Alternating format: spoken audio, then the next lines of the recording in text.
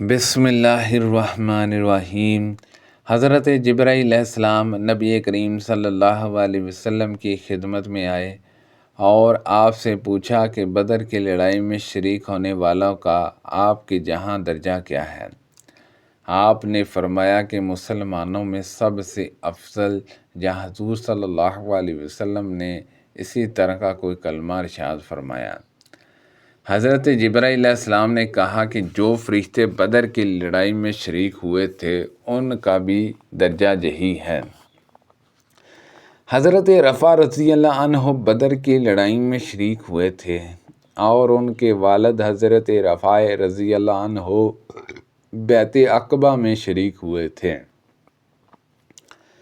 تو آپ اپنے بیٹے رفع سے کہا کرتے تھے کہ بیعت عقبہ کے برابر بدر کی شرکت سے مجھے زیادہ خوشی نہیں ہے۔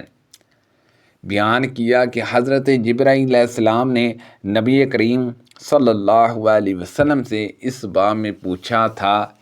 ایک فرشتے نے نبی کریم صلی اللہ علیہ وسلم سے پوچھا، اور جہجیہ بن سعید انصاری سے روایت ہے کہ یزید بن ہاد نے انہیں خبر دی کہ جس دن معاذ بن رفع نے ان سے یہ حدیث بیان کی تھی تو وہ بھی ان کے ساتھ تھے۔ یزید نے بیان کیا کہ معاذ نے کہا تھا کہ پوچھنے والے حضرت جبرائیل علیہ السلام تھے۔ نبی کریم صلی اللہ علیہ وسلم نے بدر کی لڑائی میں فرمایا تھا، یہ ہیں حضرت جبرائیل علیہ السلام اپنے گھوڑے کا سر تھامے ہوئے اور ہتھیار لگائے ہوئے۔ ابو زید رضی اللہ عنہ وفات پا گئے اور انہوں نے کوئی اولاد نہیں چھوڑی۔ وہ بدر کی لڑائی میں شریک ہوئے تھے۔ حضرت ابو سعید بن مالک خدری رضی اللہ عنہ سفر سے واپس آئے تو ان کے گھر والے قربانی کا گوشت ان کے سامنے لائے۔ انہوں نے کہا کہ میں اسے اس وقت تک نہیں کھاؤں گا جب تک اس کا حکم نہ معلوم کر لوں۔ چنانچہ وہ اپنی والدہ کی طرف سے اپنے ایک بھائی کے پاس معلوم کرنے گئے۔ وہ بدر کی لڑائی میں شریک ہونے والوں میں سے تھے، یعنی حضرت قتادہ بن نعمان رضی اللہ عنہ۔ انہوں نے بتایا کہ بعد میں وہ حکم منسوخ کر دیا گیا تھا جس میں 3 دن سے زیادہ قربانی کا گوشت کھانے کی ممنوعات کی گئی تھی۔ بدر کی لڑائی میں میری مڑ بھیڑ عبیدہ بن سعید بن عاص سے ہو گئی۔ ان کا سارا جسم لوہے میں غرق تھا اور صرف آنکھیں دکھائی دے رہی تھیں۔ اس کی کنیت ابو ذات القرش تھی۔ کہنے لگا کہ میں ابو ذات القرش ہوں۔ میں نے چھوٹے برچے سے اس پر حملہ کیا اور اس کی آنکھ ہی کو نشانہ بنایا، چنانچہ اس زخم سے وہ مر گیا۔ ہشام نے بیان کیا کہ مجھے خبر دی گئی ہے کہ حضرت زبیر رضی اللہ عنہ نے کہا، پھر میں نے اپنا پاؤں اس کے اوپر رکھ کر پورا زور لگایا اور بڑی دشواری سے وہ برچہ اس کی آنکھ سے نکال سکا۔ اس کے دونوں کنارے مڑ گئے تھے۔ عروہ نے بیان کیا کہ پھر رسول اللہ صلی اللہ علیہ وسلم نے حضرت زبیر رضی اللہ عنہ کا وہ برچہ طلب فرمایا تو انہوں نے وہ پیش کر دیا۔ جب حضور اکرم صلی اللہ علیہ وسلم کی وفات ہو گئی تو انہوں نے اسے واپس لے لیا۔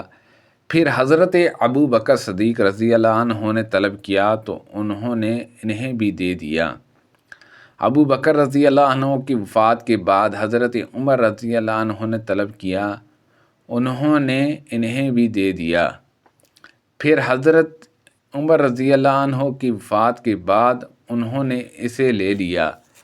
پھر حضرت عثمان رضی اللہ عنہ نے طلب کیا تو انہوں نے انہیں بھی دے دیا۔ حضرت عثمان رضی اللہ عنہ کی شہادت کے بعد وہ برچہ علی رضی اللہ عنہ کے پاس چلا گیا اور ان کے بعد ان کی اولاد کے پاس، اور اس کے بعد عبداللہ بن زبیر رضی اللہ عنہما نے اسے لے لیا اور ان کے پاس ہی رہا جہاں تک کہ وہ شہید کر دیے گئے۔ مجھے ابو ادریس عیاض اللہ بن عبداللہ نے خبر دی، اور انہیں حضرت عبیدہ بن صامت رضی اللہ عنہ نے وہ بدر کی لڑائی میں شریک ہوئے تھے کہ رسول اللہ صلی اللہ علیہ وسلم نے فرمایا تھا کہ مجھ سے بیعت کرو۔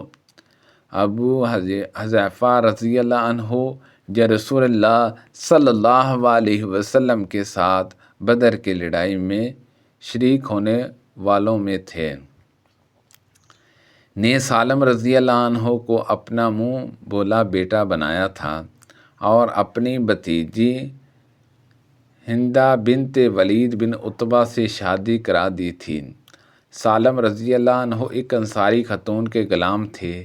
جیسے نبی کریم صلی اللہ علیہ وسلم نے زید بن حارث رضی اللہ عنہ کو اپنا منہ بولا بیٹا بنا لیا تھا، جاہلیت میں یہ دستور تھا کہ اگر کوئی شخص کسی کو اپنا منہ بولا بیٹا بنا لیتا تو لوگ اسی کی طرف اسے منسوب کر کے پکارتے اور منہ بولا بیٹا اس کی میراث کا بھی وارث ہوتا، جہاں تک کہ اللہ تعالیٰ نے یہ آیت نازل کی کہ انہیں ان کے باپوں کی طرح منسوب کر کے پکارو۔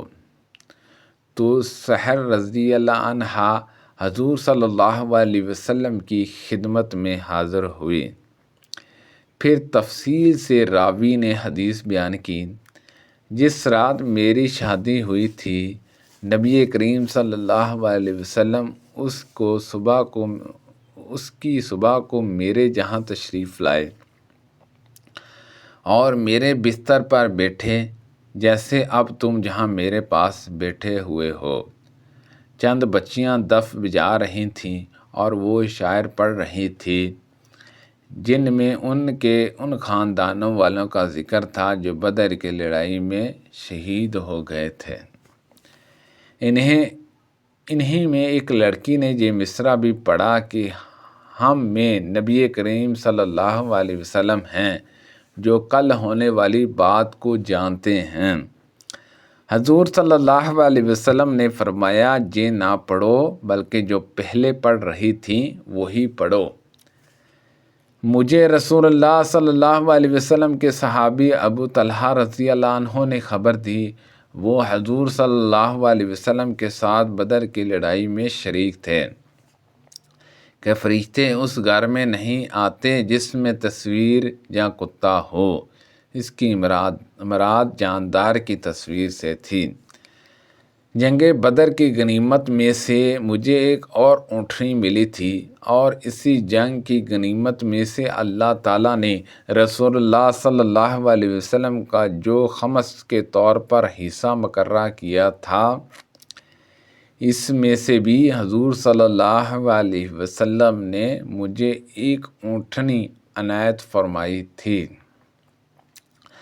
پھر میرا ارادہ ہوا کہ حضور صلی اللہ علیہ وسلم کی صاحبزادی حضرت فاطمہ رضی اللہ عنہا کی رخصتی کر لاؤں۔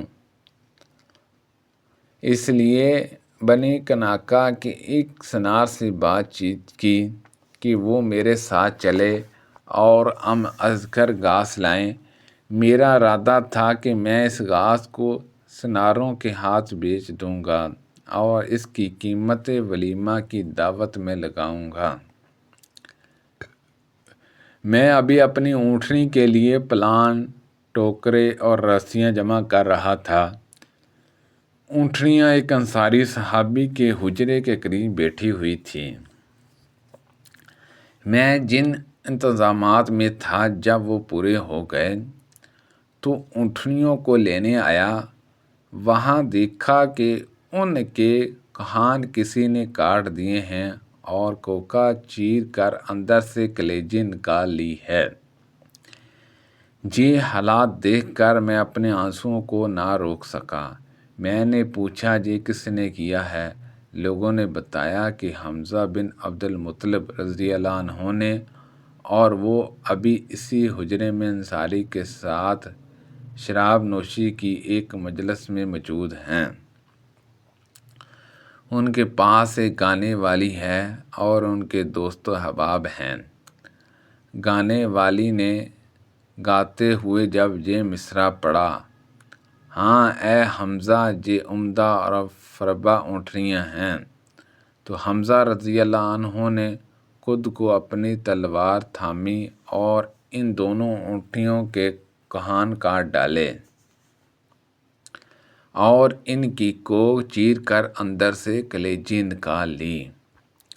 حضرت علی رضی اللہ عنہ نے بیان کیا کہ پھر میں وہاں سے نبی کریم صلی اللہ علیہ وسلم کی خدمت میں حاضر ہوا۔ زید بن حارث رضی اللہ عنہ بھی حضور صلی اللہ علیہ وسلم کی خدمت میں موجود تھے۔ حضور صلی اللہ علیہ وسلم نے میرے غم کو پہلے ہی جان لیا اور فرمایا کہ کیا بات پیش آئی؟ میں بولا یا رسول اللہ صلی اللہ علیہ وسلم، آج جیسی تکلیف کی بات کبھی پیش نہیں آئی تھی۔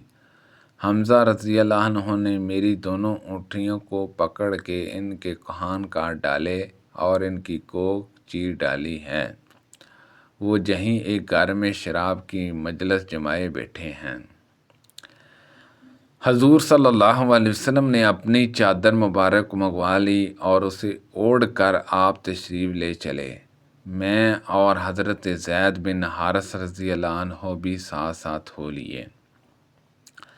جب اس گھر کے قریب آپ تشریف لے گئے اور حضرت حمزہ رضی اللہ عنہ نے جو کچھ کیا تھا اس پر انہیں تنبیہ فرمائی۔ حضرت حمزہ رضی اللہ عنہ شراب کے نشے میں مست تھے اور ان کی آنکھیں سرخ تھیں۔ انہوں نے حضور صلی اللہ علیہ وسلم کی طرف نظر اٹھائی، پھر ذرا اور اوپر اٹھائی اور آپ کے گھٹنوں پر دیکھنے لگے، پھر اور نظر اٹھائی اور آپ کے چہرے پر دیکھنے لگے، پھر کہنے لگے تم سب میرے باپ کے غلام ہو۔ حضور صلی اللہ علیہ وسلم سمجھ گئے کہ وہ اس وقت بے ہوش ہیں، اس لیے آپ فوراً الٹے پاؤں اس گھر سے باہر نکل آئے۔ ہم بھی آپ کے ساتھ تھے۔ سبحان اللہ عز و جل۔ اللہ پاک سے دعا ہے کہ اللہ پاک ان حدیثوں پر عمل کرنے کی توفیق عطا فرمائے۔ پڑھنے میں کوئی غلطی کوتاہی ہو گئی ہو تو اللہ پاک معاف فرمائے۔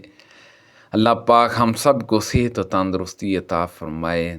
صدقہ جاریہ سے زیادہ لوگوں تک شیئر کیجیے۔ آمین بجاہ النبی الامین صلی اللہ علیہ وسلم۔